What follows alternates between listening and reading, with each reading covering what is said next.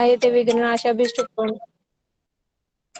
हरे कृष्ण कृष्ण कृष्ण हरे हरे, हरे राम राम राम हरे हरे, हरे कृष्ण कृष्ण कृष्ण हरे हरे, हरे राम राम राम हरे हरे। आप सबको आवाज ठीक आ रही है मेरी? श्यामा बेटा आवाज ठीक आ रही है? नहीं है। आ रही बात आ रहा है। हाँ, वो मैं थोड़ा सा बस दंडत प्रणाम। गाड़ी में हूँ, अगर कुछ प्रॉब्लम आए तो आप बता देना, मैं ना ट्रैवलिंग कर रही हूँ। तो हम शुरू करते हैं। आज सबसे पहले मैं अपने गुरुदेव के चरणों में अनंत कोटि दंडवत प्रणाम करती हूँ। उसके बाद पूज्य बाबा सुंदर गोपाल प्रभु जी को मेरा दंडवत प्रणाम। उसके बाद यहाँ उपस्थित मेरे गुरु भाई बहनों को मेरा दंडवत प्रणाम, और आप सभी कथा प्रवासों को भी मेरा यथा योग्य अभिवादन। आज बहुत ही पवित्र तिथि है, देवशयनी एकादशी।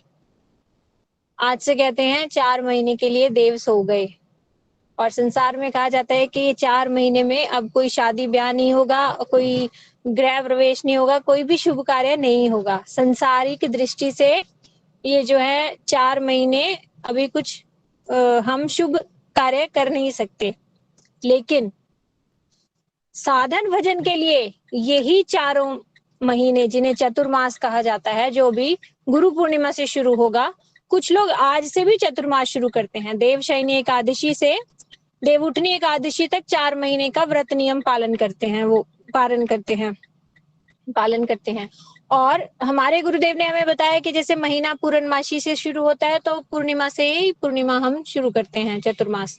तो गुरु पूर्णिमा से हम लोग अपना चतुर्मास के नियम जो है पालन करेंगे। तो आज जो है तिथि देवशयनी एकादशी है, एकादशी तिथि, और इतनी जो है ये 4 महीने साधन भजन करने के लिए बहुत उत्तम है। क्यों उत्तम है? क्योंकि ये 4 महीने हमें संसार में हम फ्री हैं, ज्यादा बिजी नहीं हैं, कहीं से हमारे इनविटेशन नहीं आएंगे कि यहाँ ये प्रोग्राम है, यहाँ वो है। तो हम ये 4 महीने और अच्छे से साधन भजन कर सकते हैं। तो हम सबको ये चतुर्मास का पालन अच्छे से करना है। ये एक अपने आप को रिचार्ज करने का महीना है। हरि बोल। श्यामा बेटा, जब प्रभु जी ज्वाइन कर ले तो मुझे बता देना। तो ये जो है हमें अपने आप को रिचार्ज करने का एक मौका है। इसमें हमें अच्छे से साधन भजन करना है, और इन्हीं 4 महीने में से एक कार्तिक मास भी आएगा, जिसे ऊर्जा व्रत कहते हैं। तो हमारे परम गुरुदेव कहते थे कि जो व्यक्ति भजन करना चाहता है उसको चतुर्मास का पालन जरूर करना चाहिए। क्यों? क्योंकि 12 महीने तुमने यदि ठीक से 8 महीने ठीक से साधन भजन नहीं किया, तो भी तुम ये 4 महीने ठीक से साधन भजन करोगे तो तुम्हें संस्कार बन जाएंगे, है ना। ये हम एक दिमाग में रखें कि चतुर्मास पालन करना है, हमने कुछ नियम लिया है, कुछ व्रत लिया है, हम ऐसे करेंगे, हम ऐसे करेंगे, तो 4 महीने में हमारी एक ऐसी आदत सी बन जाएगी, फिर हम उसको आगे आगे पूरा साल कंटिन्यू कर पाएंगे। तो ये चतुर्मास पालन करना बहुत अनिवार्य है। और फिर भी यदि कोई चतुर्मास भी किसी वजह से नहीं कर पाता, तो उसे एक ऊर्जा व्रत, जो कार्तिक मास व्रत आएगा, वो तो करना ही चाहिए, करना ही पड़ेगा। वो तो अगर कोई भक्ति करना चाहता है और ये सब चतुर्मास पालन नहीं कर रहा, तो बहुत दूर है उसको, जो है ना, भक्ति मिलना बहुत दूर है। क्योंकि हम इस संसार के लिए कितने रूल्स अपनाते हैं, कितना सारा हम कष्ट सहते हैं कि अभी तो जी हमारे घर में ऐसा हो रखा है, अभी हम ऐसे करेंगे, अभी ये है, अभी ये है। तो क्या हम ठाकुर जी की प्रसन्नता के लिए 4 महीने नहीं दे सकते अपना जीवन? 4 महीने हमने कुछ चीजों का त्याग करना है और कुछ को अपने साधन भजन में जोड़ना है। तो इसमें सबसे पहले आहार पे बताया जाता है। उसका साइंटिफिक रीजन भी है। जो ये हमारे ऋषि मुनियों ने ये बनाए हैं नियम, ये कोई ऐसे ही नहीं बना दिए कि ठीक है चलो अब ये छोड़ दो, वो छोड़ दो, ऐसा नहीं है। प्रत्येक नियम के पीछे कोई ना कोई साइंटिफिक रीजन है। इस महीने में जो पहले महीना होता है, उसमें हम हरे साग के पत्ते वाली सब्जियां छोड़ते हैं। तो हरे साग के पत्ते वाली सब्जियां क्यों छोड़ते हैं, उसके पीछे साइंटिफिक रीजन क्या है? सावन का महीना होगा, बारिश ज्यादा होगी, बारिश ज्यादा होगी तो कीड़े मकोड़े ज्यादा आते हैं। तो पत्ते वाली सब्जियों में कीड़े लग जाते हैं। तो वो कीड़े वाली सब्जियां हम ज्यादा खाएंगे, पत्ते वाली सब्जियां हम ज्यादा खाएंगे तो हमारा स्टमक अपसेट हो जाएगा, हमारा जो है शरीर स्वस्थ नहीं रह पाएगा। इसलिए शरीर को स्वस्थ रखने के लिए भी ये सब साधन नियम हमें फॉलो करने चाहिए। तो हरे दूसरा जो है, कृष्णा हरे कृष्णा। भैया। हाँ प्रभु जी भैया फोन करिए। प्रभु जी, नहीं नहीं, प्रभु जी आज ले नहीं पाएंगे क्योंकि वो बहुत इमरजेंसी की वजह से हॉस्पिटल गए हैं। ओ तो चलो आज की क्लास हमें ठीक है, मैं कैंसिल ही करती करनी हूँ, पड़ेगी। कंटिन्यू करती हूँ अच्छा, मैं ठीक है, ठीक है, मैं कंटिन्यू करती हूँ। तो हमें ठीक जो है। है पहले महीने में पत्ते वाली सब्जी इसलिए छोड़नी है क्योंकि उसमें कीड़े लग जाएंगे और वो खाने से हमारा स्टमक अपसेट हो जाएगा। तो हमारे साधु संतों ने ये नियम बना दिया कि भैया सावन में हरी सब्जियां नहीं खानी, ठीक है। दूसरे महीने में हमें दूध छोड़ना होता है। अब दूध क्यों छोड़ेंगे? वो हरे, जो गाय दीदी भैंस है वो तो हरा पत्ता है की। हरी बोल, आप अपना हाँ, माइक म्यूट कर लीजिए संगीता दीदी। तो जो गाय भैंस है वो तो हरा ही खाएगी ना चारा, उनका तो कुछ और इंतजाम है नहीं। तो वो हरा चारा खाते खाते ये पूरा एक महीना, अब इन्फेक्शन जो है गाय तक पहुंच जाता है। तो गाय का जब हम भैंस का जब हम दूध पीते हैं तब हमारा स्टमक अपसेट हो जाता है, हो सकता है। इसलिए दूसरे महीने में हमने दूध छोड़ दिया। फिर तीसरे महीने में हमने दही छोड़ी। तो उसमें दही में क्या होगा? दही में जो है हमारा जो बैक्टीरियाज होते हैं, गुड बैक्टीरियाज, उनकी ग्रोथ ज्यादा हो जाती है। गुड बैक्टीरियाज की ग्रोथ ज्यादा होना भी हमारे शरीर के लिए हानिकारक है, इसलिए हमने दही छोड़ दिया। तो ये कुछ भी छोड़ना और ये सब नियम है, ये हमारे साइंस के हिसाब से हैं। और इसमें हम बीज वाली सब्जियां नहीं खाते, जैसे ज्यादा बीज वाले जिन्हें एग प्लांट्स भी कहते हैं, जैसे टमाटर है और बैंगन है। ये पूरी एक लिस्ट ना आपको ग्रुप में सबके साथ शेयर कर देंगे, हमने क्या क्या छोड़ना है किस किस महीने में और कैसे। और हम नहीं खाते राजमा उड़द, ये सब क्यों नहीं खाते? क्योंकि ये सब हैवी डाइट होती हैं और इस समय बारिश का मौसम होता है तो वैसे ही हमारा डाइजेशन जो है ना वीक हो रखा होता है। तो ऐसे में ये हैवी डाइट हम ना ही लें तो अच्छा है। तो और एग प्लांट्स जो होते हैं जैसे टमाटर और ये बैंगन, इनमें भी ग्रोथ बढ़ जाती है इनकी बीजों की, जो हानिकारक होती है। इसलिए ये सब तो हुआ आहार से संबंधित हमें जो नियम फॉलो करना है। ये नियम कर सको तो बहुत अच्छा, और ना कर सको तो कोई बहुत बड़ी बात नहीं है। असली नियम हमें क्या फॉलो करना है? ज्यादा से ज्यादा हरि नाम करना है, ज्यादा से ज्यादा हरि कथा सुननी है, धाम दर्शन करने हैं। ये 4 महीने में हो सके तो धाम में दर्शन करने के लिए हमें जाना चाहिए, ठाकुर जी के उत्सवों में भाग लेना चाहिए। अभी इन 4 महीनों में बहुत सारे उत्सव आएंगे, पहले झूलन आएगा, फिर जन्माष्टमी आएगी, फिर राधा अष्टमी आएगी, फिर कार्तिक में तो उत्सव ही उत्सव है, गोवर्धन पूजा है और बहुत सारे उत्सव हैं, दिवाली है। तो इस तरह से हमें ठाकुर जी के उत्सवों में भाग लेना चाहिए और ज्यादा से ज्यादा हरिनाम करना चाहिए। कोई ना कोई ऐसा नियम लेना चाहिए कि चतुर्मास में मैं 16 माला तो कम से कम करूंगी ही करूंगी। जिन्होंने अभी हरिनाम करना शुरू किया है वो अपना हरिनाम बढ़ा बढ़ा के 16 माला तक कम से कम पहुंच जाओ। और जो 16 करते हैं वो 24 कर लो, 24 करते हैं वो 28 कर लो, ऐसे धीरे धीरे अपने हरिनाम बढ़ाना। तो चतुर्मास में ज्यादा से ज्यादा हरिनाम बढ़ाएंगे और हरि कथा सुनेंगे हम। कुछ ना कोई ग्रंथ शुरू कर लो कि इस 4 महीने में मैं ये ग्रंथ पढ़ूंगी, चाहे एक पेज डेली पढ़ो, उसको पढ़ना जरूर। तो इस तरह से हमें भगवान से जुड़ना है ये 4 महीने में। ये चतुर्मास का मेन जो उद्देश्य है चतुर्मास का ये है। तो ये इस तरह से चतुर्मास पालन करने के लिए आप सब जरूर कोशिश करना। हम कुछ अष्टकम आपको बताएंगे, वो भी ग्रुप में शेयर कर दिए जाएंगे, वो अष्टकम डेली पढ़ना। और सुबह से हमारी चैंटिंग क्लास दोबारा से शुरू हो जाएगी 2 घंटे वाली, 4:30 to 6:30 आई थिंक। आज या कल में आपको मैसेज आ जाएगा। हरी बोल। इसे बंद हो गई है। सुबह 11 बजे। हरी बोल। तो हम जो है अभी चैंटिंग क्लास हमारी शुरू होगी, उसमें उसमें सब लोग अटेंटिवली पार्टिसिपेट करना, सब लोग सबके साथ मिलके हरिनाम एक नियम पूर्वक हो जाता है। जो अकेले में हम थोड़ी सी असावधानी बरत देते हैं ना, नहीं कोई बात नहीं, थोड़ा लेट उठ जाएंगे, अभी थोड़ा कल कर लेंगे, आज इतना कर लें। यदि हमने एक नियम बना लिया, नहीं नहीं इतने बजे हमने ये ग्रुप में बैठना ही है, क्लास में बैठना ही है, तो हमारा ये नियम से चलेगा। इसलिए वो भी अटेंड करने की सब लोग कोशिश करना, आपको लिंक शेयर कर दिया जाएगा।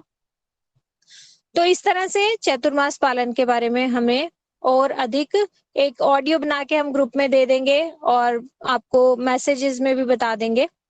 वो गुरु पूर्णिमा से हम शुरू करेंगे। दूसरा, आज की हमारी कथा थी गुरु तत्व के ऊपर। तो गुरु जी के बारे में, गुरु तत्व के बारे में हमें थोड़ा सा हम 15-20 मिनट और इस पे चर्चा कर लेते हैं। ये दोबारा क्लास हम रख लेंगे गुरु तत्व पे और डिटेल में आपको समझाने के लिए। तो जो इस दिन गुरु पूर्णिमा क्यों मनाई जाती है, सभी संप्रदाय के लोग जो हैं, कहीं से भी, चाहे कोई दीक्षित हो संप्रदाय से हो या संप्रदाय के बिना भी कहीं से भी दीक्षित हो, सब लोग इस दिन अपने अपने गुरु जी के पास जाते हैं और उनसे जो है उनके लिए कुछ उपहार लेके जाते हैं और उनसे मिलने जाते हैं, दीक्षा लेते हैं कुछ लोग इस दिन, है ना। तो ऐसा क्या है उस दिन?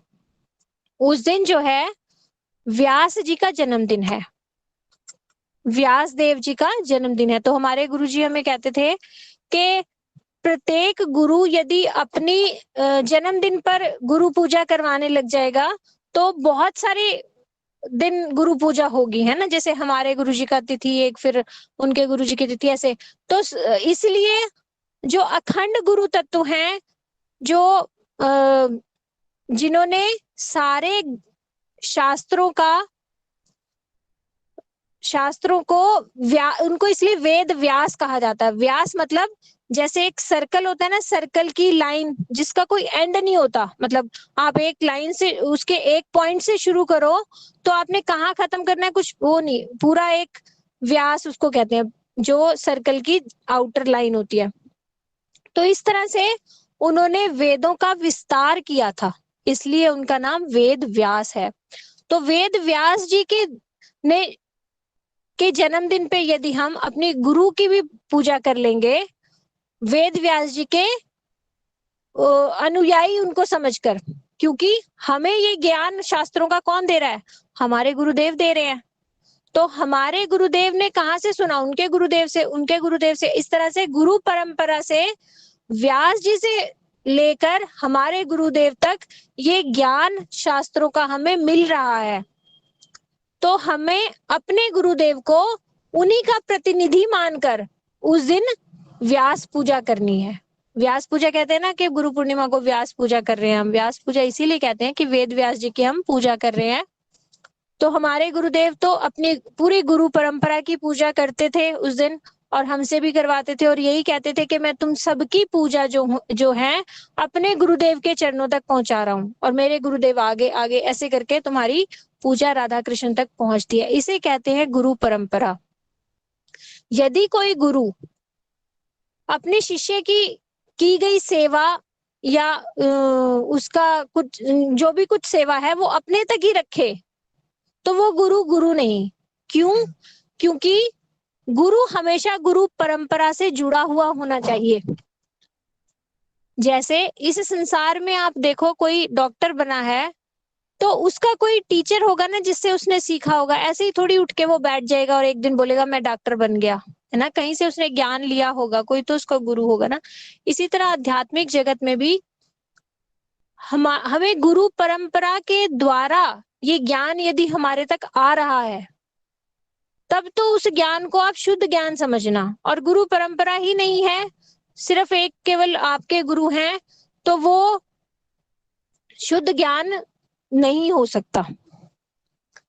तो इस दिन हमें अपनी पूरी गुरु परंपरा के ऋणी होना चाहिए, उनको कृपा की याचना करनी चाहिए कि यदि आप लोग नहीं आते तो ये शास्त्रों की वाणी जो इतने सरल ढंग से, इतने आसान ढंग से मेरे गुरुदेव मुझे समझा गए, तो मुझे कौन समझाता, है ना।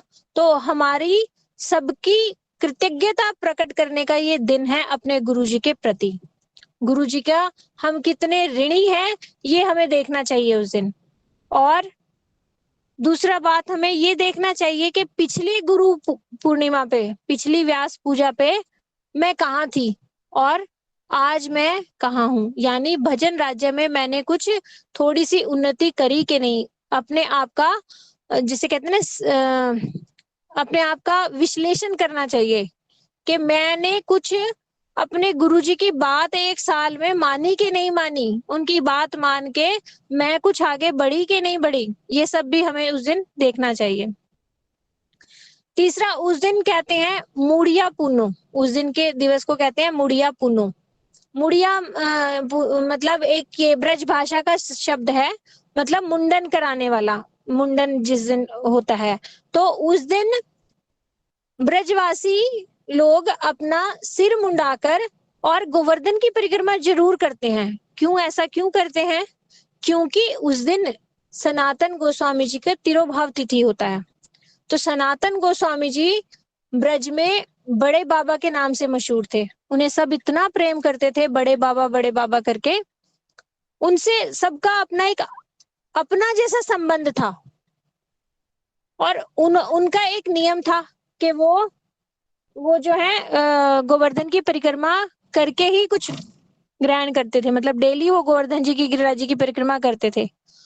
तो उनके नियम को देखते हुए ब्रजवासी उस दिन एक तो अपने बाल देते हैं उनके उसमें उनके लिए कि हमारा इन बाबा से संबंध है। और जैसे घर परिवार के किसी व्यक्ति कोई चला जाता है तो बाल अपने दान देते हैं ना, केश कटवाते हैं। इसी तरह ब्रजवासी सनातन गोस्वामी जी के विरह में अपने केश मुंडवाते हैं और गिरिराज जी की परिक्रमा देते हैं आज भी। बहुत उस दिन बहुत ज्यादा रश होता है, बहुत ज्यादा लोग उस दिन गिरिराज जी की परिक्रमा देते हैं। सनातन गोस्वामी जी का विग्रह लेके भी करते हैं परिक्रमा, कीर्तन के साथ बड़े। तो इस तरह से उस दिन एक सनातन गोस्वामी जी की भी तिथि होगी, हमें उनको भी प्रणाम करना है, उनसे भी कृपा की भिक्षा मांगनी है कि हमारे ऊपर कृपा करें, कुछ हम भी भजन में बढ़ सके। तो इस तरह से गुरु पूर्णिमा जो आने वाली है वो विशेष तिथि है। उस दिन भी हम लोग एक क्लास रखेंगे गुरु पूर्णिमा वाले दिन भी, और गुरु तत्व और अच्छे से समझ पाएंगे। गुरु गुरु जी को बहुत आसान भाषा में अगर कोई समझना चाहे तो वो है भगवान की कृपा की साक्षात मूर्ति। गुरुदेव और कोई नहीं है। भगवान के हृदय में हमारी दशा देखकर जब करुणा आई कि है ये बद्ध जीव, कभी कुत्ता बना कभी बिल्ली बना, अब पता नहीं कैसे इसे मनुष्य जन्म तो मिल गया है, लेकिन ये मनुष्य जन्म में भी मनुष्य जैसे कर्म नहीं कर रहा। हमारी बद्ध दशा देखकर जब भगवान के हृदय में करुणा आती है तो गुरु के रूप में कोई सद वैष्णव, कोई उत्तम वैष्णव को हमारे तक पहुंचा देते हैं गुरुदेव, तो ठाकुर जी। ये ठाकुर जी की व्यवस्था होती है। यदि किसी जीव पर भगवान की असली में कृपा है, भगवान की कृपा, कहते हैं ना ठाकुर जी की कृपा हो गई मेरे ऊपर तो मेरी लॉटरी लग गई, मेरी वो हो गई, शादी हो गई, भगवान की कृपा हो गई, ये सब कृपा नहीं है। भगवान की असली कृपा क्या है? भगवान यदि किसी सद वैष्णव से, रसिक वैष्णव से हमें मिला दें, भगवान हमारा संबंध किसी साधु से करवा दें, तो भगवान की कृपा समझो। तो गुरुदेव कौन है? गुरुदेव हैं भगवान के कृपा की साक्षात मूर्ति। गुरु तत्व को बहुत आसान भाषा में समझना है तो ये है।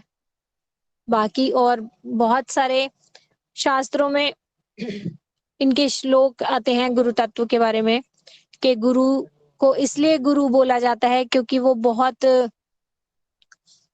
वरिष्ठ वस्तु हमें जो है ना, बहुत भारी वस्तु हमें देने के लिए आते हैं, वो है कृष्ण भक्ति।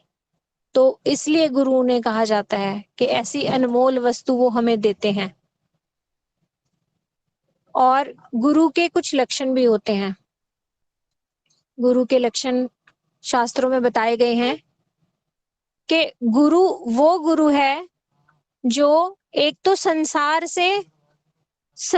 से छूट चुका हो, उसकी संसार में कोई आशा ना हो। दूसरा, शास्त्रों से एकदम शास्त्रों में परिपक्व हो, मतलब शास्त्रों की सारी बातें उन्हें अच्छे से जानते हो, शास्त्रों का उद्देश्य, शास्त्रों का सारा ज्ञान उन्हें पता हो। तीसरा, आपके सारी संशयों को वो छेदन कर सके। पहला, वो संसार में लिप्त ना हो। दूसरा, शास्त्रों में वो पूरी तरह से जानता हो शास्त्रों को। तीसरा, वो आपके सारे संशयों का छेदन कर सके। आप उनसे कोई भी प्रश्न पूछो, उसका वो शास्त्र का उदाहरण दे के आपको आंसर दे सके। ऐसे नहीं कि सुनी सुनाई बात से कुछ बता दे, अच्छा वहां पर ऐसा हुआ था, अभी ऐसा हुआ, ऐसा नहीं। शास्त्र का उदाहरण देख के आपके सारे संशयों का छेदन करे वो। और चौथा, उनको कुछ भगवत अनुभूति भी हो, वो गुरु है। ऐसे गुरु के लक्षण बताए गए हैं शास्त्रों में। तो भगवत अनुभूति हमें कैसे पता चल सकती है कि इन्हें भगवत अनुभूति है कि नहीं है? ये बहुत मुश्किल है भगवत अनुभूति, क्योंकि हमें नहीं है तो हम सामने वाले को जज बड़ी मतलब करना बहुत मुश्किल है। पर एक मोटे तौर से जिसे कहते हैं कि हम थोड़ा सा जान सकते हैं कि भगवत अनुभूति है या नहीं, उनकी कथा सुनने से। यदि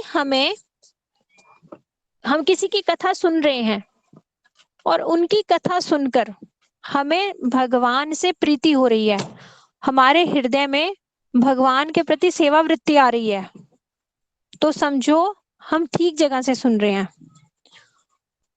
इसको ऐसे समझो जैसे एक व्यक्ति ने रसगुल्ला खाया हुआ है, वो आपको बताए रसगुल्ला कैसा होता है, सॉफ्ट होता है, मीठा होता है, गोल होता है। और एक व्यक्ति ने खाया नहीं है, सिर्फ आपको पढ़ के बता रहा है कि एक सफेद रंग की बॉल जैसे होता है और सॉफ्ट होता है। तो जिसने सिर्फ सुना है, सुन के जो आपको बता रहा है, उसको आप सुनोगे तो आपके हृदय में रसगुल्ला खाने की लालसा नहीं जागेगी।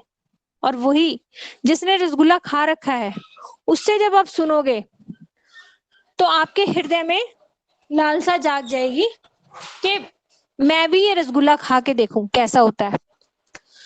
तो यदि किसी की कथा सुनने से आपके हृदय में भगवान के प्रति सेवा वृत्ति आए, तो समझना आप कथा ठीक जगह से सुन रहे हो।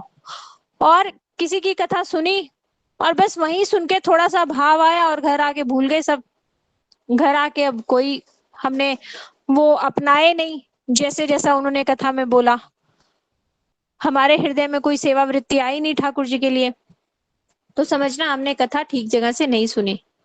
जो सुना रहा था उसने केवल पढ़ा और सुनाया, उसको भगवत अनुभूति नहीं है। ये एक बहुत ऊपर से देखने वाला एक रीजन है। ऐसा बहुत हम अंदर से महसूस नहीं कर सकते भगवत अनुभूति को किसी की भी, क्योंकि वो एक बहुत अंदर का गुण है ना, इसको महसूस करना बड़ा मुश्किल है। लेकिन हम थोड़ा सा जज कर सकते हैं इस तरह से कि हम जहां जा रहे हैं, जिनसे हम जुड़े हैं, वो हमें किस ओर ले जा रहे हैं। यदि हम उनसे मिलकर, उनसे कथाएं सुनकर हमारी संसार में ही प्रवृत्ति ज्यादा बढ़ रही है, हमें संसारिक चीजें ही बहुत अच्छी लग रही हैं और हम संसार में ही घूमना चाहते हैं, बस चाहते हैं कि अभी 1 करोड़ मिल गए, अभी 2 करोड़ बन जाए किसी तरह से, बस हम वहां पे जाते हैं और सोचते हैं कि यहाँ जाने से मेरे 2 करोड़ का काम हो जाएगा, तो समझना हम गलत जगह जा रहे हैं। हरे कृष्णा भैया। हाँ बेटा। भैया प्रभु जी ने ज्वाइन कर लिया है, वो बोलेंगे अभी। ठीक है। हरे कृष्णा अनिरुद्ध प्रभु जी, आप 15-20 मिनट गुरु तत्व पे बोल दीजिए। मैंने चतुर्मास पालन का थोड़ा बोला है, और हाँ जो 4 गुण होते हैं गुरु जी के, भगवत अनुभूति हाँ और ये सब, ये सिर्फ बोला है हाँ। मैंने अभी। आप थोड़ा सा कंटिन्यू कर लीजिए। हरि बोल प्रभु जी। हरे कृष्णा माता जी, सभी से क्षमा चाहता हूँ, मैं थोड़ा सा कुछ कारणों से छूट गया था पर मैं जल्दी जल्दी आ गया, मेरा फोन छूट गया था, बिल्कुल ध्यान नहीं रहा, सबसे क्षमा चाहता हूँ। मैं अभी शुरू करता हूँ, बस मुझे 1 मिनट दे दो। पंचकल्पतरुभ्यश्च कृपा सिंधु से पतितानां पावनेभ्यो वैष्णवेभ्यो नमः। हरि बोल।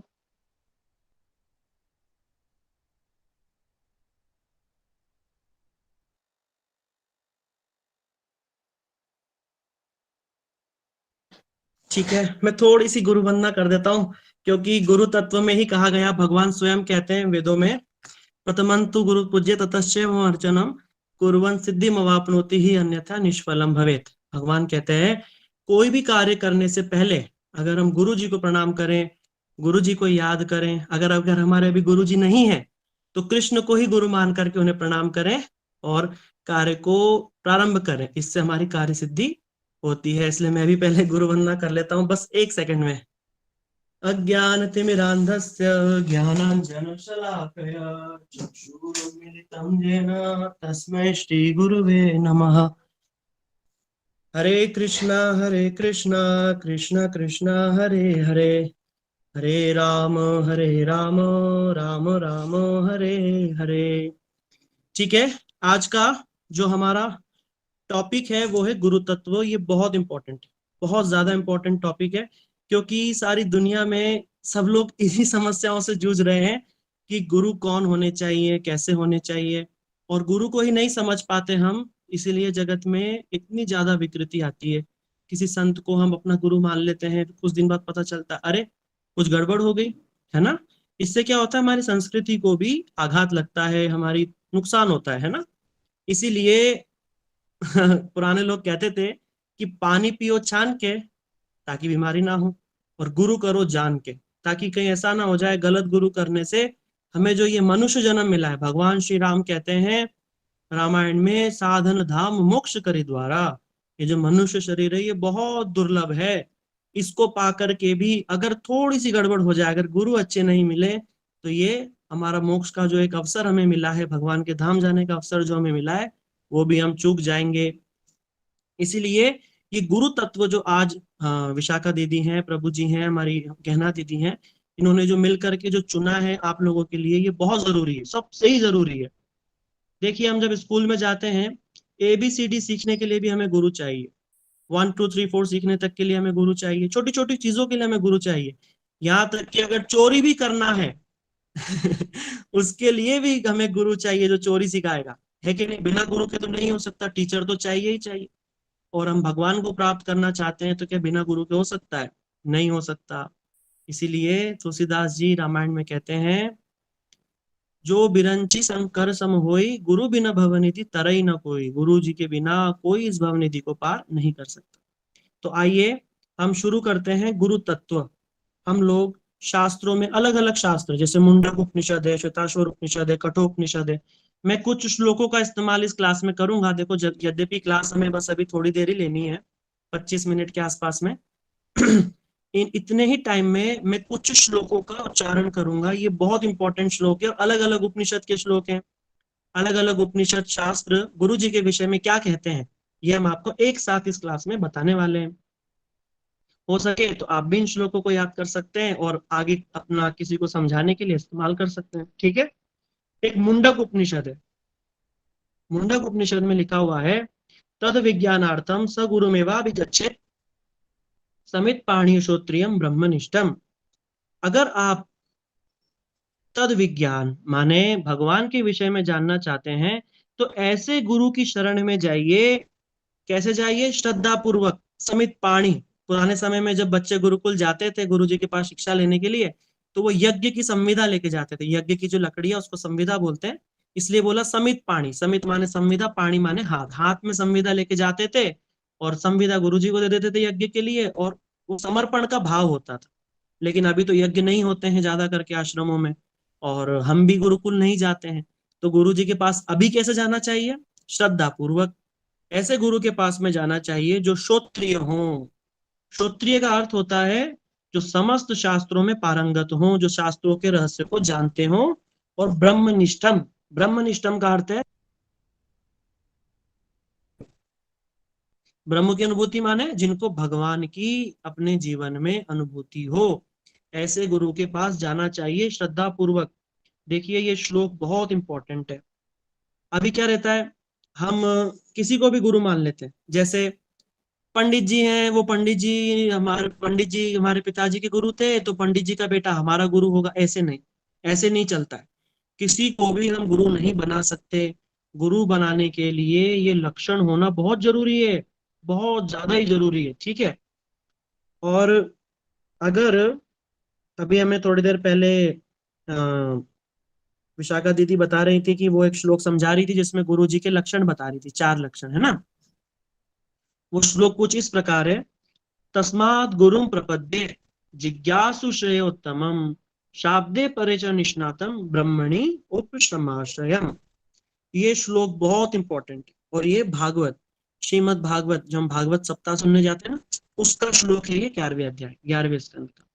ये श्लोक कहता है, तस्मात् गुरुं प्रपद्येत, हम किस गुरु की पूजा करेंगे या किस गुरु के शरण में जाएंगे अगर हम जिज्ञासु हैं।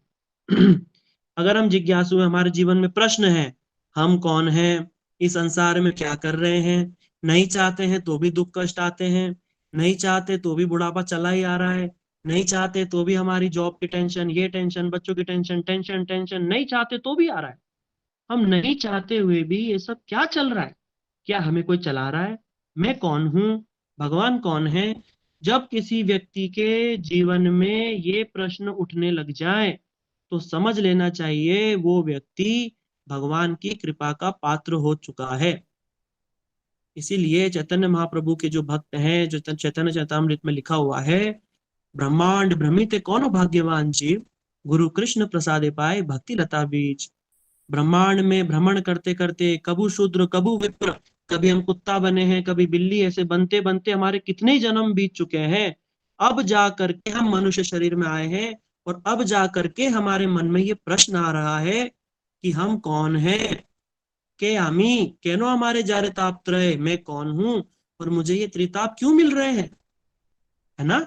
सभी के ये प्रश्न होंगे, मैं यहाँ बैठकर बोल रहा हूँ, लेकिन मैं सब जानता हूँ, मैं अंतर्यामी नहीं हूँ।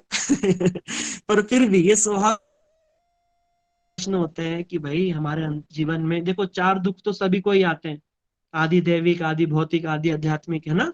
ये त्रिताप है, और 4 जन्म मृत्यु जरा व्याधि, ये भी सभी को आते हैं। जन्म सबका हुआ है, मृत्यु सबकी आनी है, व्याधि माने बीमारियां भी सबकी आनी है, जरा माने बुढ़ापा भी सबका आना है।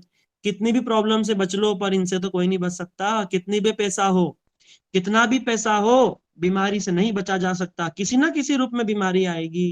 कितना भी पैसा हो, बुढ़ापे से क्या कोई बच सकता है, नहीं बच सकता, मरना भी सबको ही पड़ेगा। तो अब फिर ये प्रश्न होता है कि हम इससे निकल सकते हैं क्या। जब किसी के जीवन में ये प्रश्न आ जाए कि मैं निकल सकता हूँ क्या, भगवान कौन है, मैं कौन हूँ, तभी वो व्यक्ति भगवान की कृपा का पात्र होता है, और उसी समय उसे गुरु की आवश्यकता पड़ती है। अगर वहां उसे शुद्ध एकदम प्योर गुरु मिल जाए, तब तो उसको भगवत प्राप्ति हो सकती है, उसका कल्याण हो सकता है, उद्धार हो सकता है ना। और वहीं पर अगर कोई ठग गुरु मिल गया, तब क्या होगा, जिसको सिर्फ पैसे से मतलब है, जिसको सिर्फ तुम्हारे धन पे नजर है। इसलिए शिव जी जो है वो माता पार्वती से कहते हैं कि हे देवी, कलयुग के अंदर क्या होगा, गुरुवः बहुवः सन्ति शिष्य वित्तापहारक, दुर्लभम सदगुरु देवी शिष्य संताप हारक। शिव जी कहते हैं, हे देवी, हे पार्वती, हे सती, कलयुग के अंदर ऐसे गुरु बहुत होंगे जो अपने शिष्यों के वित्त का हरण करेंगे। शिष्य वित्तापहारक, वित्त माने होता है पैसा, जो शिष्यों के वित्त का हरण करेंगे बहानों से, आज इस बहाने से दे दो, कल उस बहाने से दे दो, है ना। लेकिन ऐसे गुरु बहुत दुर्लभ मिलेंगे जो शिष्यों के संताप, संताप माने उनके दुख कष्ट, यहाँ तक कि जन्म मृत्यु के कष्ट को भी हर लेंगे। बहुत दुर्लभ है ऐसे गुरु मिलना। इसीलिए आप सब जो ये क्लासेस सुन रहे हैं, आप लोग बहुत सौभाग्यशाली हैं, क्योंकि आज जिस तत्वों को आप सुन रहे हो ना, ये तत्व बहुत इंपॉर्टेंट है, ये बेस है।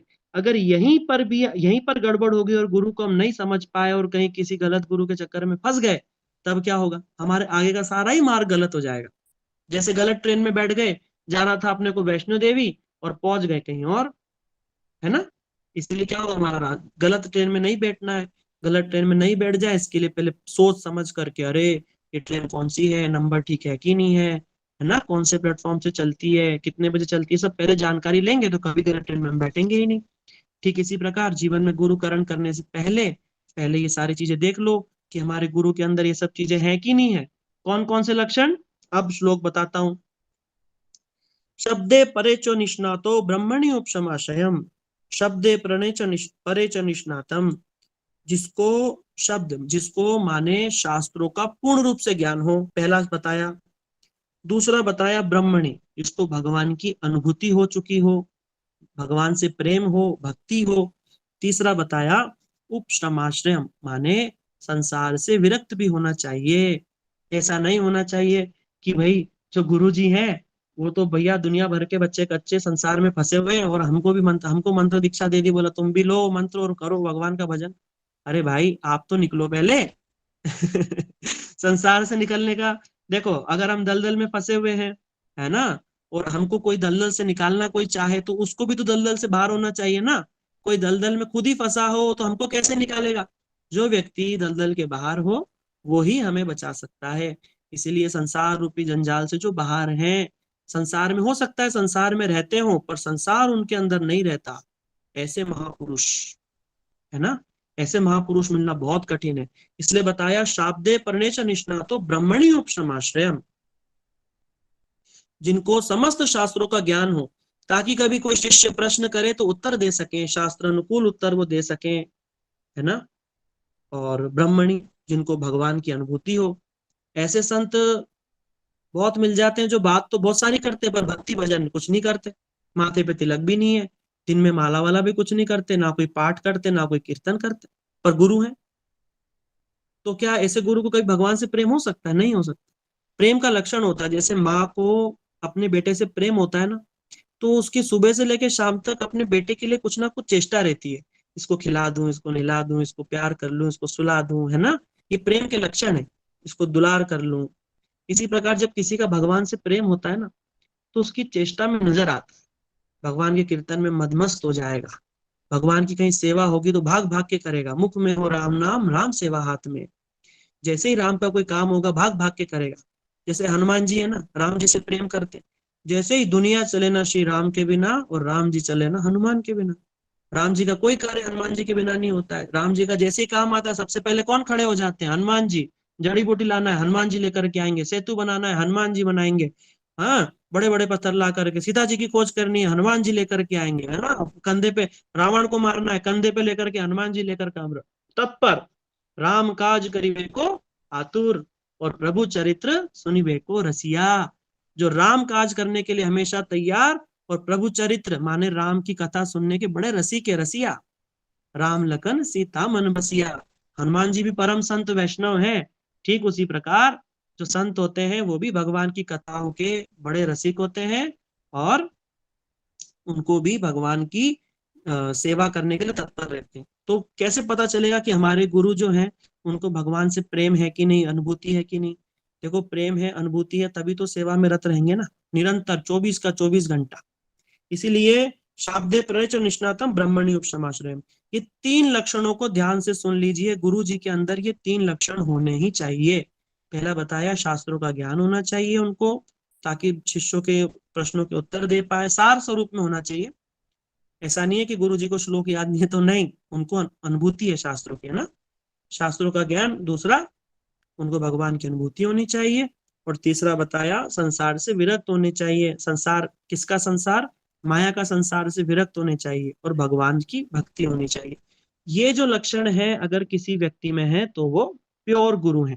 ऐसे गुरु मिल जाए तो उनके चरण पकड़ करके अपनी कल्याण का उपाय उनसे पूछना चाहिए। ठीक है, लेकिन यहाँ पर भी जो ये लक्षण बताए ना, ये जो 3 लक्षण बताए आप लोग सब नोट कर लीजिए प्लीज। जो 3 लक्षण बताए उनको शास्त्र का ज्ञान पहला, भगवान की अनुभूति दूसरा, और तीसरा बताया संसार से विरक्ति, ये तीसरा लक्षण बताया। ये 3 लक्षण में से 2 तो है, ये बड़ा थोड़ा सा डिफिकल्ट है पर मैं समझाना चाहता हूँ। इनमें से जो 2 लक्षण है ना, ये है तटस्थ लक्षण। तटस्थ लक्षण मतलब हो सकता है हो भी या नहीं भी हो। और एक है स्वरूप लक्षण। ठीक है, 2 लक्षण है तटस्थ। तटस्थ मतलब उससे पता चल भी सकता है कि गुरु है कि नहीं, और नहीं भी पता चल सकता, कंफ्यूजन रहेगा। लेकिन जो एक लक्षण है स्वरूप लक्षण, उससे तो पक्का ही पता चल जाएगा कि ये सचमुच में प्योर गुरु है। ठीक है ना?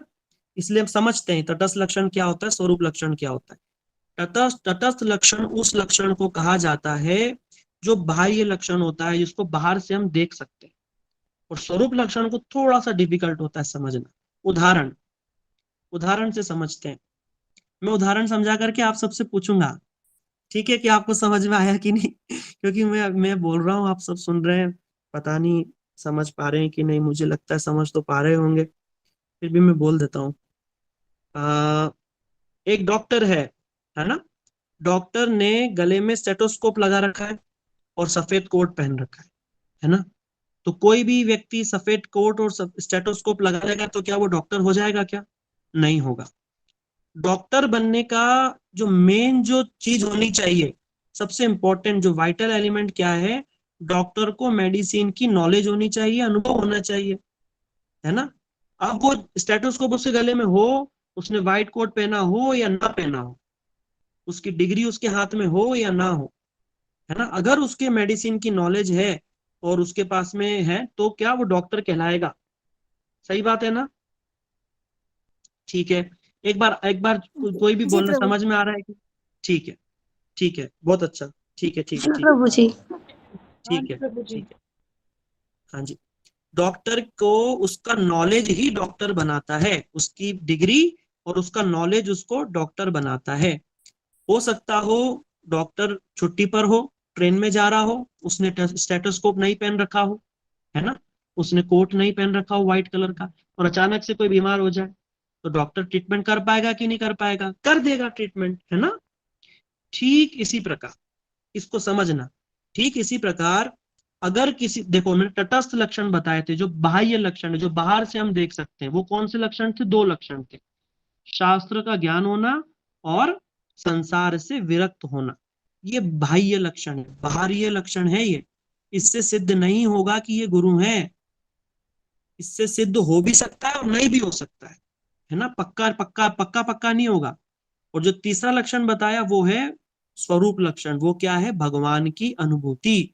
अगर भगवान की अनुभूति है तो वो, उसको भले ही ज्ञान ना हो शास्त्रों का, उसको भले ही संसार से विरक्त नहीं दिख रहा हो, तो भी वो व्यक्ति परम गुरु है, परम वैष्णव है, परम पूजनीय है।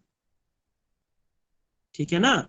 जैसे झोला छाप डॉक्टर होगा ना, भले भले ही गले में स्टेथोस्कोप लगा ले, भले ही कोट पहन ले, है ना? जैसे पिक्चर, जैसे दूसरा एग्जांपल देता हूँ, जैसे पिक्चर का हीरो रहता है, शूटिंग से निकला, शूटिंग थी डॉक्टर की, डॉक्टर बना हुआ था, मान लो अक्षय कुमार डॉक्टर बना हुआ था, है ना?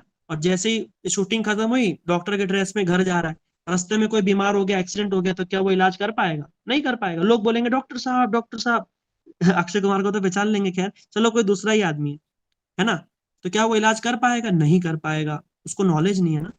ठीक इसी प्रकार अब क्या है, गुरु के केस में क्या होता है? बहुत सारे लोग ऐसे होते हैं जो शास्त्र को रट लेते हैं, शास्त्र को रट लेंगे, बिल्कुल घोट के पी लेंगे, ऐसा लगेगा कि बाप रे कितना ज्ञान है इनको, यही गुरु है, कितनी सुंदर संस्कृत बोलते हैं, क्या इंग्लिश है इनकी, वाह।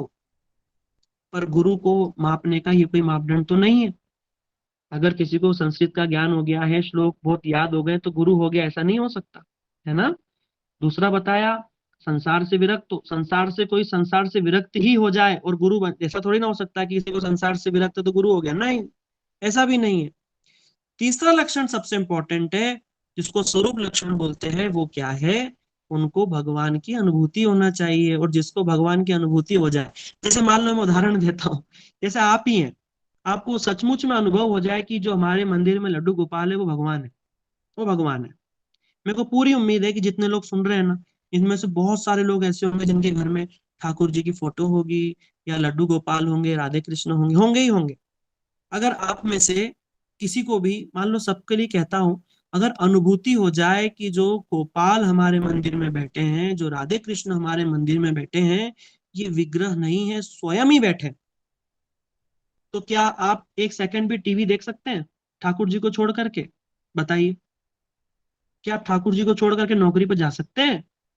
नहीं जा सकते। फोन पर किसी से बातें कर सकते हैं इधर उधर की? नहीं कर सकते, क्योंकि हमें अनुभूति ही नहीं है। तो जो व्यक्ति 24 घंटा भजन कर रहे हैं उनको अनुभूति ही होती है कि ठाकुर जी हैं, हर जगह हैं, हर हर अवस्था में मौजूद हैं। और ये विग्रह नहीं, तुम इस साक्षात ब्रजेंद्र नंदन जब वो ठाकुर जी को देखते हैं तो स्वयं ठाकुर जी को ही देखते हैं, वो मूर्ति नहीं देखते, है ना।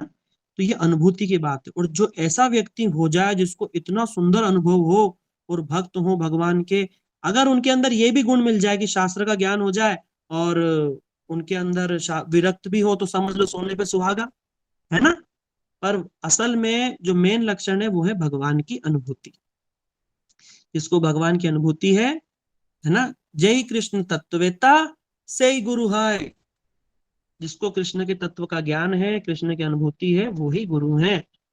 सीधा सीधा यही हिसाब है। बाकी जो 2 लक्षण बताए उनसे गुरु हो भी सकते हैं, नहीं भी हो सकते। अब जैसे मान लो गुरु जी हैं, उन्होंने कपड़े भी गुरु जी के पहने हुए हैं और ज्ञान भी शास्त्रों का सुंदर है और भगवान की अनुभूति भी, ऐसे गुरु मिल जाए तो भैया हमारे तो भाई समझ लो हमारी तो किस्मत ही खुल गई, है ना। पर अगर ऐसे गुरु मिल जाए कि कपड़े तो बड़े सुंदर गुरु जी वाले पहने और श्लोक भी बढ़िया टकाटक याद है, पर भगवान की अनुभूति नहीं है, भगवान से प्रेम ही नहीं है, जीवन में भजन ही नहीं है, फिर उनसे हमारा कल्याण नहीं होगा। ठीक है, इसलिए भगवान की अनुभूति, भगवान का प्रेम, ये मेन लक्षण है। इसीलिए ये श्लोक जो है हम आपको बहुत ध्यान से सुनाना चाहते थे। अगर ऐसे गुरु जीवन में मिल जाए और ऐसे गुरु की अगर हम भक्ति कर ले, गुरु जी को सेवा कर ले, तो क्या होगा, यस्य देवे परा भक्तिर यथा देवे तथा गुरौ तस्य ते कथिता ही अर्था प्रकाशन्ते महात्मना। श्वेताश्वर उपनिषद कहता है, अगर जिसकी जैसी भक्ति गुरु में है, वैसी भक्ति जैसे भगवान में जैसी भक्ति, अगर वैसी भक्ति गुरु में हो जाए, उस व्यक्ति के हृदय में समस्त रहस्य शास्त्रों का अपने आप प्रकाशित हो जाता है। चाहे वो गुरु जी से मिले ना मिले, लेकिन अगर गुरु की भक्ति है हृदय में तो समस्त शास्त्र उसके हृदय में अपने आप प्रकाशित हो जाते हैं। इसलिए कठोपनिषद कहता है, भगवान कहते हैं कि मुझको जानना, कोई कुछ पूछना चाहते हैं क्या? हरे कृष्णा, किसी ने हाथ रेज किया था, अगर पूछना चाहते हैं तो ठीक है, नहीं तो मैं सुनाता हूँ आगे। प्रभु जी क्वेश्चंस हम एंड में ले लेंगे, अभी आप कंटिन्यू कीजिए। अच्छा ठीक है, हाँ हाँ, क्वेश्चन एंड में ले लेंगे। और बड़ा सुंदर टॉपिक है, अगर हो सकेगा तो अगली बार भी दीदी हम कवर करें इसको, चलेगा? जी प्रभु जी बिल्कुल। और अभी क्लास को 10 मिनट और करेंगे तो कोई दिक्कत तो नहीं, क्योंकि 9:30 तो बज गए, 3 ही मिनट रह गए। नहीं प्रभु जी आप करिए कोई दिक्कत नहीं। प्रभु जी हम लोग रेडी है सुनने के लिए क्लास। रेडी? प्रभु जी आप कंटिन्यू करो, मजा आ रहा है सुनने में बहुत। ठीक है, अभी जो मैंने श्लोक समझाया था इसको समझ में आया ना आपको, गुरु जी के लक्षण सबको? जी जी प्रभु जी। ठीक है, मैं आगे सुनाता हूँ। ठीक है, धन्यवाद आप सबका, आप तो समझ पाए, मेरी सेवा पूर्ण हुई, बहुत अच्छा लग रहा है मुझे। भगवान कृष्ण, भगवान कहते हैं, नायमात्म प्रवचनेन लभ्यो न मेधया न बहुना श्रुतेन यमे वेश वृणुते तेन लभ्य तस्यैष आत्म।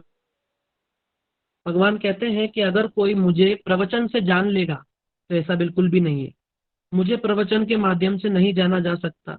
अगर कोई सोचे कि मुझे बुद्धि से जान लेगा, बड़ी बुद्धि लगा ले, चतुर बुद्धि, और मुझे जान लेगा, ऐसा भी नहीं हो सकता।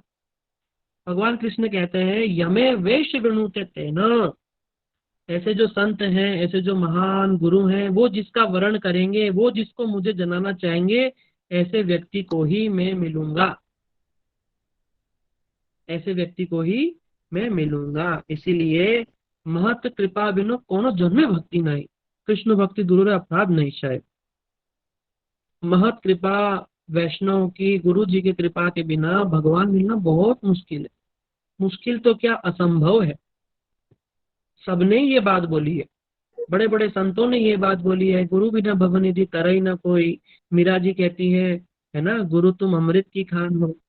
कैसे कैसे गुरु जी की महिमा सबने गाई है। नानक जी ने कितनी सुंदर गुरु जी की महिमा गाई है, कबीर ने गाई है, गुरु गोविंद खड़े काके लागू पाए, है ना। चैतन्य महाप्रभु कहते हैं कि किवा नाम दिलो गोसाई, हे गुरुदेव आपने कितना सुंदर नाम मेरे को दे दिया, इस नाम को जपता हूँ, कभी हंसता हूँ कभी रोता हूँ।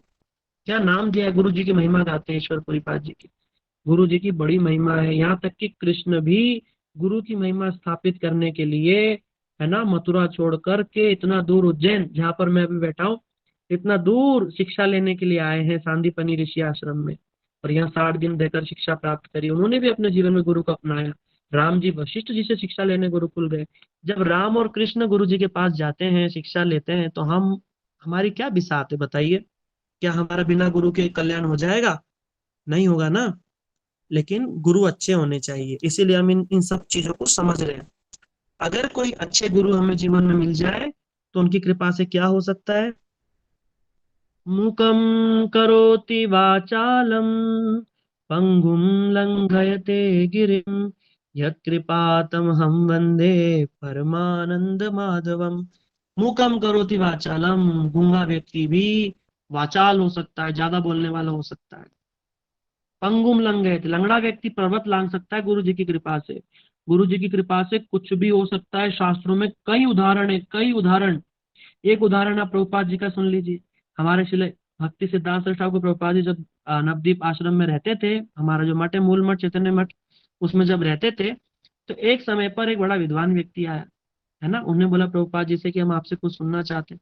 उन्होंने बोला देखो, वो जो माली है ना, जो अभी खेती में जो काम कर रहे हैं, आप उनके पास में चले जाइए। वो एक्चुअली मैं आपको कहानी थोड़ी सी बदल के, एक उनके शिष्य ही थे, वो बड़े विद्वान थे। जब वो मंदिर में आए तो प्रभुपाद जी से कुछ उपदेश लेना चाहते थे, लेकिन उन प्रभुपाद जी ने उनको माली के पास में भेजा। माली भी प्रभुपाद जी के शिष्य थे। तो वो सोच रहे हैं कि भाई मैं इतना विद्वान हूँ, कहाँ माली के पास में भेज रहे हैं, प्रभुपाद जी को स्वयं उपदेश मुझे देना चाहिए। और जब वो माली के पास में गए, उनसे जब उन्होंने सुना, तो उन्होंने तो क्या क्या उनको ऐसी ऐसी बातें बताई। उसको सुन करके वो तो हैरान ही हो गए। ऐसे कई उदाहरण देखने में आते हैं, शंकराचार्य जी के जीवन में देखने में आता है। उन्होंने अपने एक शिष्य से, गूंगे शिष्य से, कुछ भी नहीं, अनपढ़ गंवार से, उन्होंने संस्कृत का एक पूरा का पूरा स्तव लिखवा दिया कृपा करके।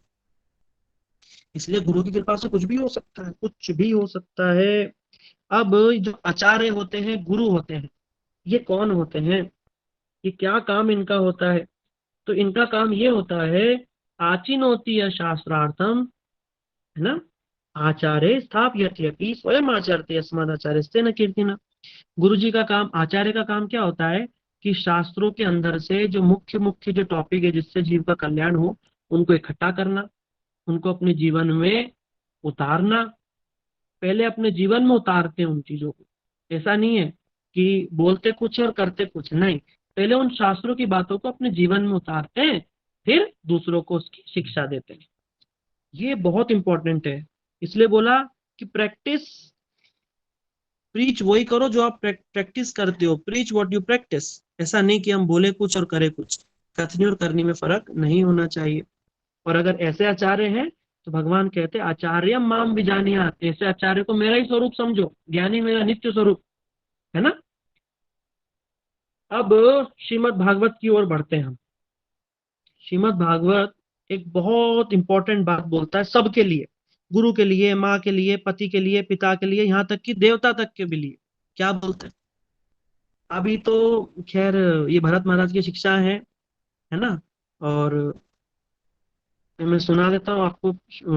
ऋषभ देव की शिक्षा है ये अपने पुत्रों को, बहुत इंपॉर्टेंट शिक्षा है। कभी भागवत सुनाएंगे तो आपको बीच में बता देंगे। वो कहते हैं अपने पुत्रों को, देखो बच्चों, ये ऋषभ देव भगवान है स्वयं। ये क्या कह रहे हैं?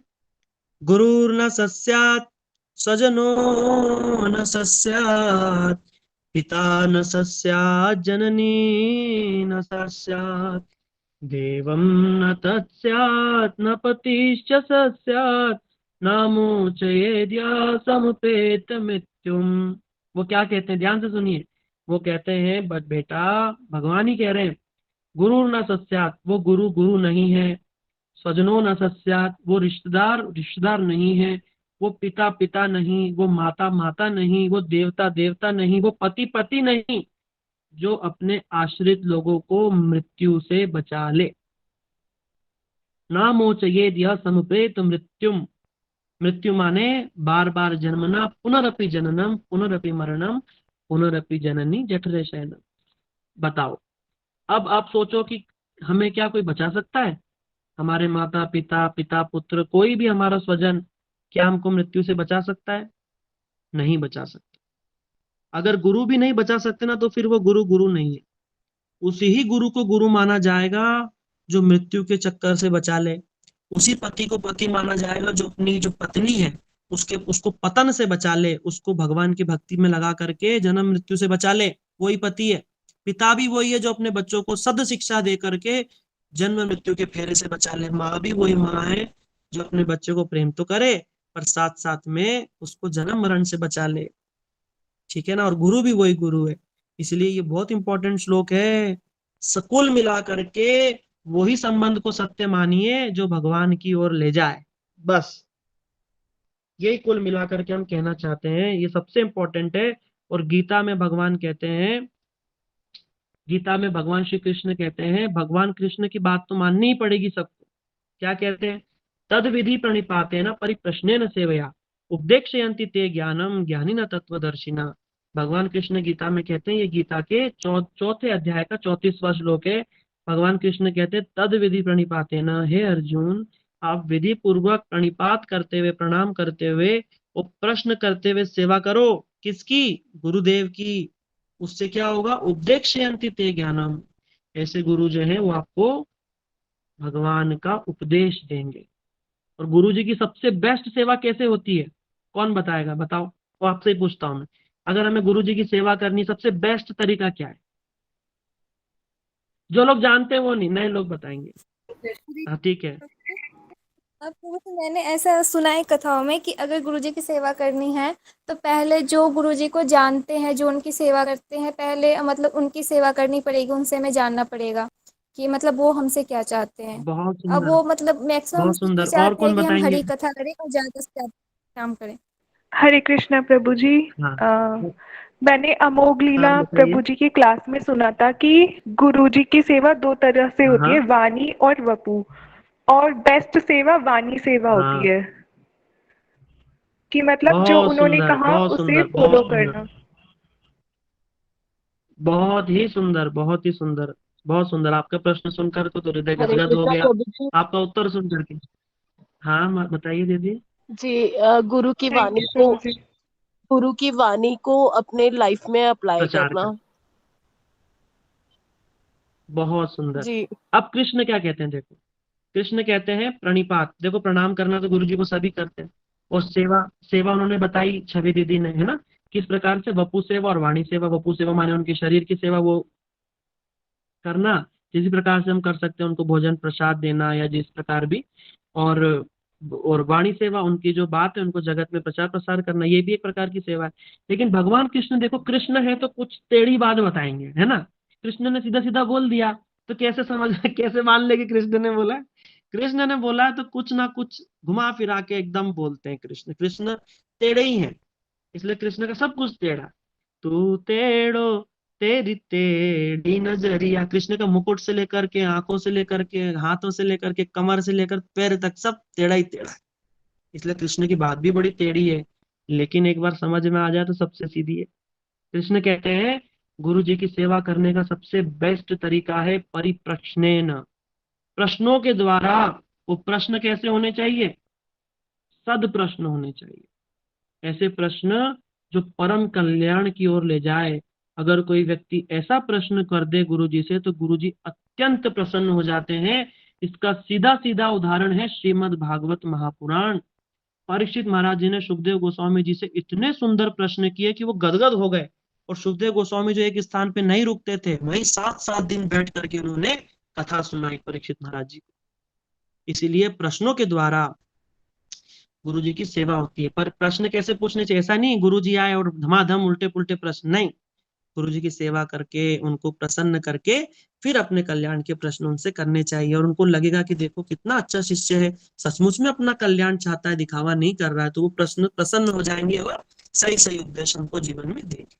ठीक है, इसलिए आज का हम यहीं पर रखते हैं। जिस श्लोक से मैंने शुरू किया था वहीं तक रखते हैं। वो श्लोक कहता है प्रथमंतुम गुरु पूज्ये ततश्चैव मार्चनम। भगवान कहते हैं कि पहले गुरु जी की पूजा करो, उसके बाद मेरे पास में आना। कुर्वन्तिम सिद्धिम अवाप्नोति ही अन्यथा निष्फलम भद्वे। तब तुम्हें सिद्धि की प्राप्ति होगी, जो कार्य कर रहे हो उसमें सफल हो जाओगे, वरना निष्फल हो जाओगे। इसीलिए आपने देखा ना, दही चिड़वा गया होगा कुछ दिन पहले, सबने दही चिड़ा बनाया था। रघुनाथ दास गोस्वामी सीधा सीधा भगवान महाप्रभु के पास चले गए। तो उन्होंने पहले कहाँ भेजा? गुरु जी के पास। गुरु जी तत्व कौन? नित्यानंद प्रभु के पास में। फिर जब नित्यानंद प्रभु ने कृपा करी, फिर महाप्रभु ने कृपा करी। ये विधि है, ये स्टेप्स हैं, इसको हमें फॉलो करना है, ठीक है। इसलिए आप लोग सब बड़े सौभाग्यशाली हैं, इस गुरु तत्व को सुन रहे थे। और मैं भी सौभाग्यशाली हूँ, थोड़ा ही समय मिला पर मैंने अपनी वाणी के द्वारा आपकी सेवा करी और समझाने की कोशिश करी। और मुझे लगता है विशाखा दीदी ने आपको चतुर्मास के विषय में बता दिया है। आज बहुत अच्छा दिन है, आज एकादशी तिथि है। एकादशी तिथि के दिन भगवान की कथाओं को सुनना, उनके प्रिय भक्त गुरु जी आदि की भगवान के शास्त्रों की वाणी को सुनना बहुत ही शुभ माना जाता है और परम कल्याण को देने वाला है। भक्ति विनोद ठाकुर कहते हैं, जे दिन गृह भजन देखी, गृह ते गोलोक भाई। जिस दिन घर में भगवान का भजन हो जाए, सब लोग मिलके बैठ के कीर्तन कर लें, महामंत्र कर लें, कथा कर लें, समझो हमारा घर नहीं, भगवान का गोलोक वृंदावन धाम है। तो भले ही जिन्होंने कुछ भी नहीं किया, कथा भी सुनी है, तो आज उनका घर गोलोक वृंदावन धाम बन गया है। इसलिए मन ही मन गोलोक वृंदावन धाम को प्रणाम कीजिए। और किसी का कोई प्रश्न है तो पूछ सकते हैं। चतुर्मास के विषय में मैं भी शॉर्ट में बता देता हूँ। भगवान नारायण योग निद्रा में जाकर के और समस्त सृष्टि के कार्यभार को संभालेंगे, हमारे कल्याण के लिए वो भगवान अपना सोचेंगे, करेंगे, है ना। उस समय पर चतुर्मास स्टार्ट हो जाता है। ये 4 महीने सिद्धि देने वाले हैं। जो लोग बड़े भगवान की भजन भक्ति करते हैं, उनको सिद्धि प्रदान करने वाले ये 4 महीने होते हैं। इनमें कुछ नियमों का पालन अगर हम करेंगे और भगवान का भजन करेंगे तो जल्दी जल्दी हमें सिद्धियां मिलेंगी, हमें हमारे लक्ष्य की प्राप्ति हो सकती है, ठीक है। इनमें 4 महीने होते हैं, सावन, भादो, अश्विन, कार्तिक। चारों महीने में कुछ कुछ वर्जित होता है, हमें भोजन पे थोड़ा कंट्रोल करना चाहिए। साइंटिफिक भी है। जैसे पहला महीना है सावन, इसमें पत्ते, हरे पत्ते की सब्जी बंद हो जाएगी।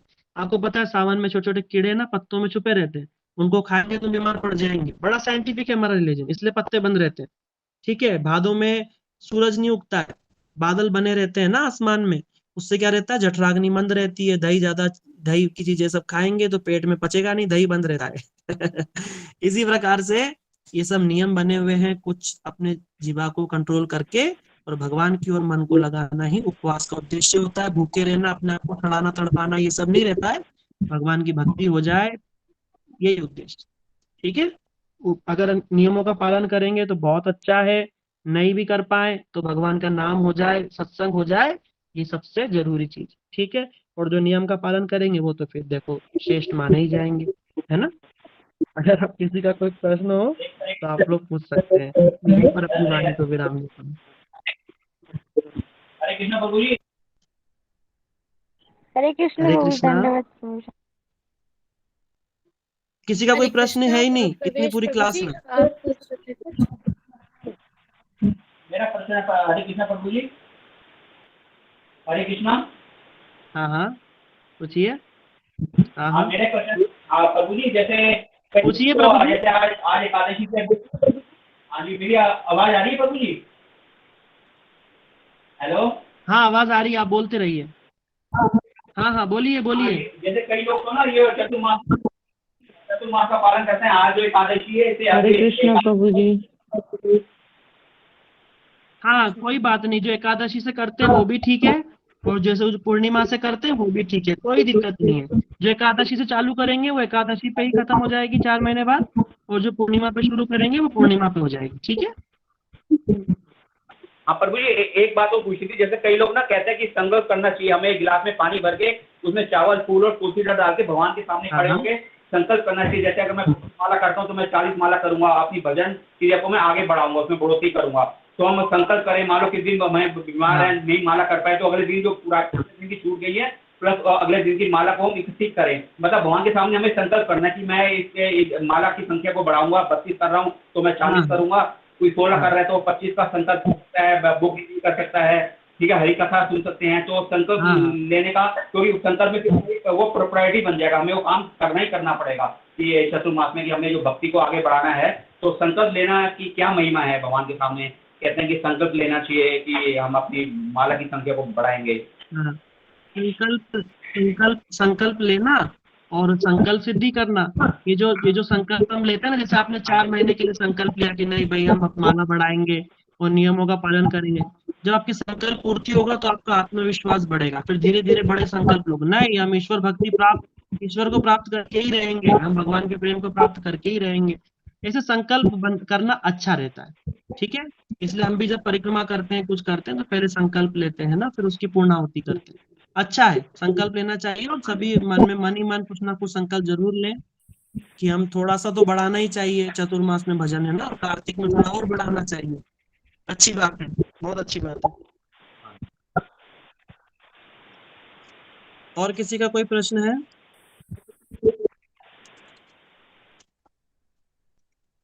हरे कृष्ण प्रभु जी। ठीक है, अगर किसी का, हाँ पूछिए। हरे कृष्णा प्रभु जी। हाँ हरे कृष्णा प्रभु जी, मेरा कोई प्रश्न नहीं है, हरे कृष्णा। लेकिन आज बहुत दिन के बाद आपकी क्लास, बहुत हाँ। दिन के बाद आप क्लास हुई आपकी, बड़ा अच्छा लगा। धन्यवाद माता जी, धन्यवाद। हरे कृष्णा प्रभु जी। हमें भी बड़ा अच्छा लगा, हरे कृष्ण हमें भी बड़ा प्रभु अच्छा जी। लगा आप सबकी आवाज फिर से एक बार सुनकर।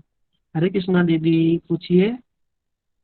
प्रभु जी, एक बात तो ये जो अभी निधि प्रिया बता रही दीदी है कुछ कि पूछ मतलब रहे आज हैं? बहुत दिनों बाद क्लास हुई है। हरे कृष्णा। हरे कृष्णा। हाँ बोलिए। तो हरे आज कृष्णा, बहुत अच्छा लगा पूछिए, क्लास सुन के। बोलिए। और अब प्रश्न ये है कि जो आपने गुरुजी के लक्षण बताए, तो जो उन्होंने आपने जो स्वरूप हाँ हाँ लक्षण बताए, तो हम उस स्वरूप लक्षण को कैसे हाँ हाँ। पहचानेंगे? ये हमें कैसे पता लगेगा कि उनके स्वरूप लक्षण में ये मतलब भगवान की अनुभूति है? हम इस चीज को कैसे मतलब जज करेंगे?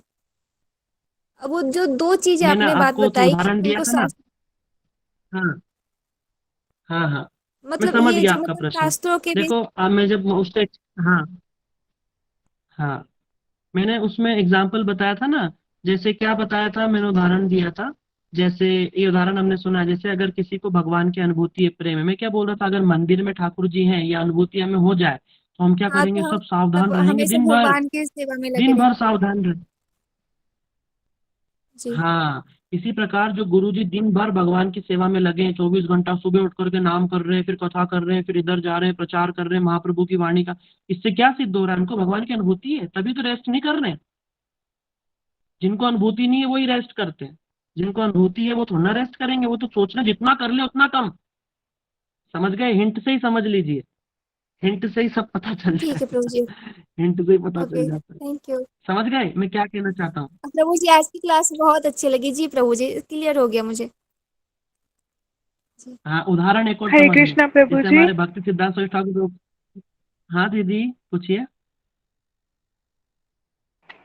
नहीं प्रभु जी, पहले आप कंटिन्यू करो। हाँ, मैं कह रहा था जैसे प्रभुपाद थे ना, भक्ति सिद्धांत सरस्वती ठाकुर प्रभुपाद जी, वो बड़े विद्वान थे और बड़े भक्ति विनोद ठाकुर जी के पुत्र भी थे। लेकिन जब उनको गुरु जी बनाने थे ना, उनको जगत में कोई गुरु दिखे तो गौर किशोर दास बाबा जी दिखे, जो कि ज्यादा पढ़े लिखे भी नहीं थे, लेकिन उनके जीवन में एक गुण था। क्या? वो 24 का 24 घंटा भगवान का भजन करते थे, 24 घंटा, और एक ही भजन गाते रहते थे, हे राधे रानी आप कहाँ मिलोगी, हे राधे रानी आप कहाँ चले गए, ओ प्रेममयी राधे आप कहाँ हो, ये भजन 24 घंटा गाते थे। कोथाए गो प्रेममयी राधे राधे, वृषभानु नंदिनी राधे राधे, कानु मन मोहिनी राधे राधे, अष्ट सखी शिरोमणि राधे राधे, ये गाते रहे 24 घंटा, राधे राधे, हे भगवान आप कहाँ हो, राधे कहाँ हो, कहाँ चले गए। इसको देख करके प्रभुपाद ने डिसाइड किया, वो भले ही वो दीक्षा नहीं देते थे, उन्हें डिसाइड किया, और पढ़े लिखे भी नहीं थे, संस्कृत भी नहीं आती थी, लेकिन प्रभुपाद जी ने, और इतने विद्वान प्रभुपाद जी, पर उन्होंने बोला गुरु बनाऊंगा तो इनको ही बनाऊंगा जो 23.5 नहीं 24 के 24 घंटा भजन करते हैं भगवान का। ये लक्षण है गुरु जी के, इसीलिए गुरु जी बड़े सोच समझ करके, है ना? ठीक है ना? ये समझाना चाहता था, यही बताना चाहता था। आप पूछिए, आप छवि दीदी पूछिए जल्दी जल्दी। हरे कृष्णा प्रभु जी। प्रभु जी, मुझे ये पूछना था कि जैसे चतुर्मास में क्या क्या मतलब क्या क्या करना है, मुझे कुछ भी आइडिया नहीं है, तो आप प्लीज बता दीजिए। कुछ नहीं करना है दीदी, देखो कुछ नहीं करना है, चतुर्मास में थोड़ा सा भजन हमको सिंसियरली ज्यादा करना है, हरि कथा सुननी है ना। और थोड़ा सा जैसे खान पान का नियम है हम बता रहे थे, और हम आपको डिटेल भेज देंगे ग्रुप पे, क्या खाना है क्या नहीं खाना है। पर देखो सब लोग के, आप हो सकता है नौकरी करते हो, घर में बच्चे हों, ससुर जी हों, सबका अपना अपना कुछ कुछ मजबूरियां रहती है। अगर ज्यादा नियमों का पालन नहीं भी कर पाए तो इतना जरूर करना कि भजन थोड़ा सा बढ़ाना, और माला करना, हो सके तो रोज आधे घंटे भगवान की कथा सुनने का नियम रखना। इतना कर लो, बहुत है दीदी। और अगर इतना ऑलरेडी करते हैं तो थोड़ा सा और बढ़ा दीजिए। चतुर्मास मतलब जैसे हम लोग साल भर पढ़ाई करते हैं ना, फिर हमें प्रिपरेशन टाइम मिलता है एग्जाम के पहले, वैसे ही समझो। जैसे साल पूरा गुजरता है, हमारे हमारे ऋतुओं के अनुसार दिवाली भी आखिरी दिन माना जाता है ना। गुड़ी पड़वा और दिवाली 2 साल में ऐसा माना जाता है ना। तो समझो कि साल का आखिरी समय चलता है प्रभु जी हरे कृष्णा। और हमको आखिरी समय मिला, और हाँ पूछिए। प्रभु जी हरे कृष्णा। भजन ज्यादा करना है, बस ये मेन रखना, ठीक है। नियम आपको ग्रुप में भेज देंगे। हाँ ओके दीदी बोलिए। ओके ओके हाँ ओके जी, प्रभु जी, थैंक यू हाँ प्रभु जी। जी। प्रभु जी हरे कृष्णा।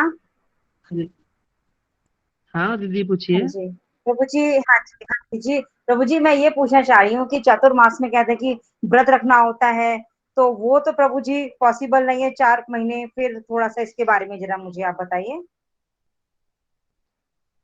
हाँ मैंने बताया तो, अभी यही बता रहा था कि जो लोग नहीं रख सकते सब हाँ लोग, जी वो क्या कीजिए, अपनी माला तो बढ़ा सकते हैं ना जी थोड़ी सी।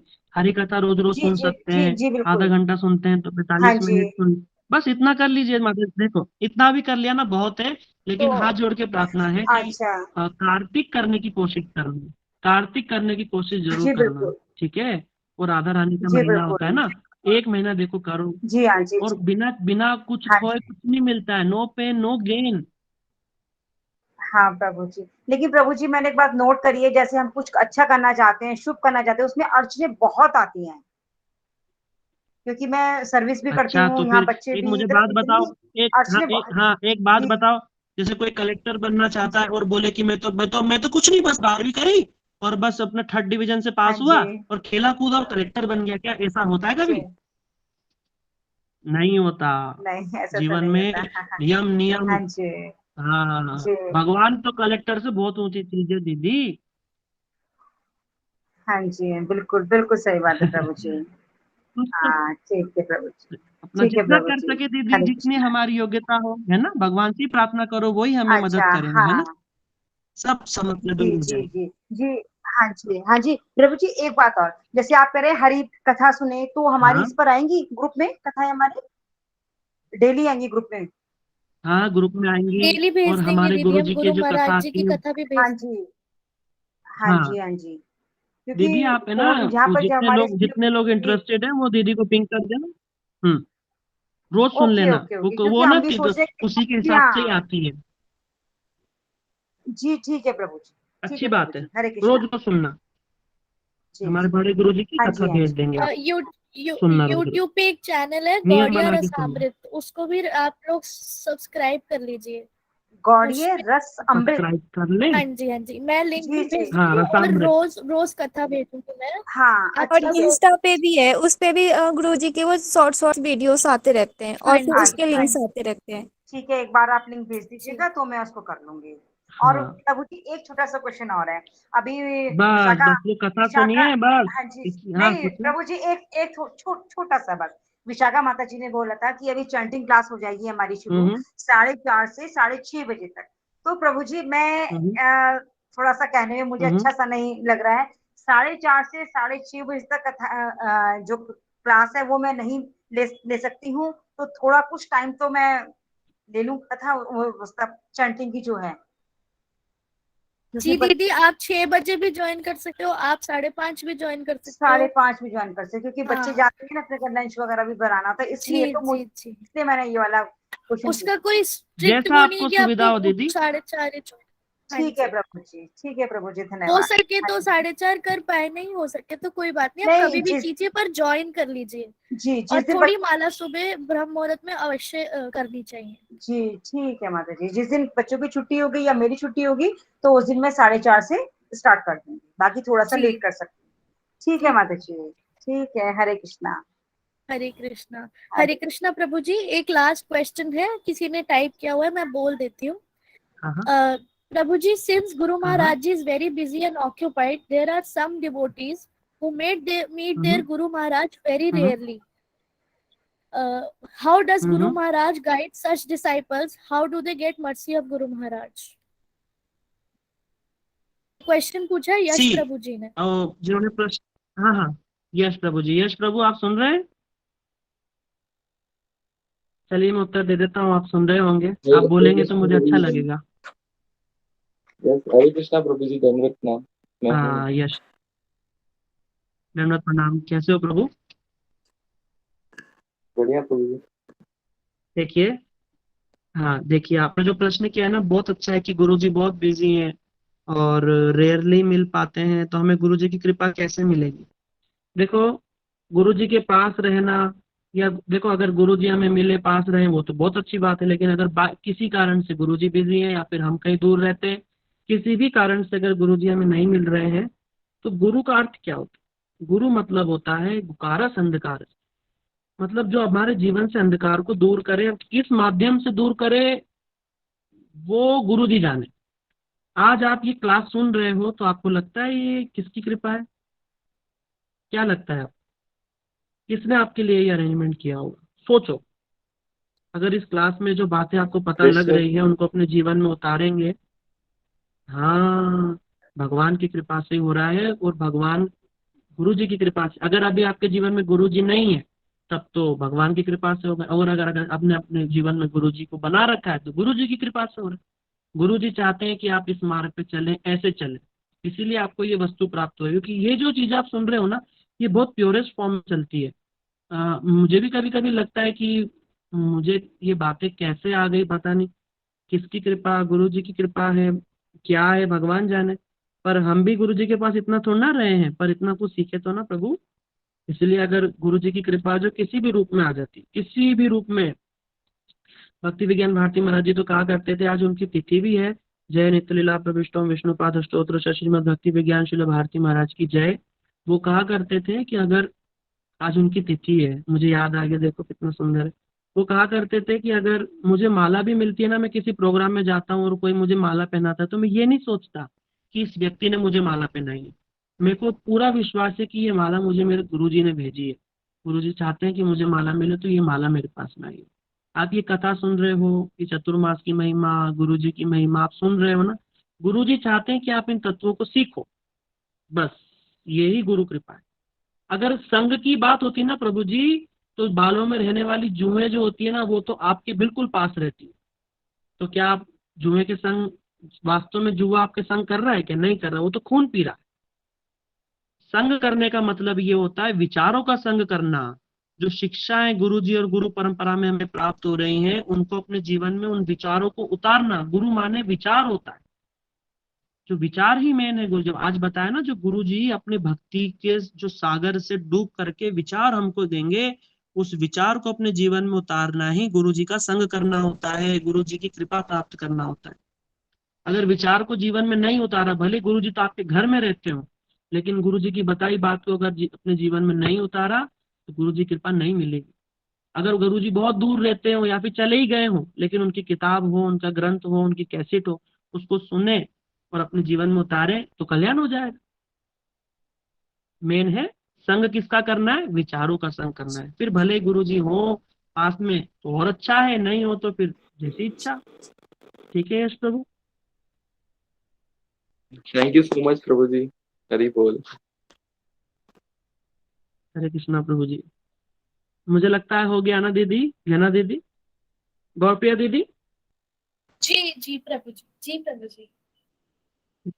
आप सबने सुना, आप सबका बहुत बहुत धन्यवाद। मैं हाथ जोड़ करके सबको प्रणाम करता हूँ। आप सब वैष्णव हैं, आज एकादशी है, आप लोग सब हम पे कृपा कीजिए कि हमारी भक्ति हो जाए, हरिनाम हो जाए, और ये सब गुरु जी की वाणी सेवा करते रहे। यही आप सबके चरणों में प्रार्थना है। यही बोल करके अपनी वाणी को विराम देता हूँ।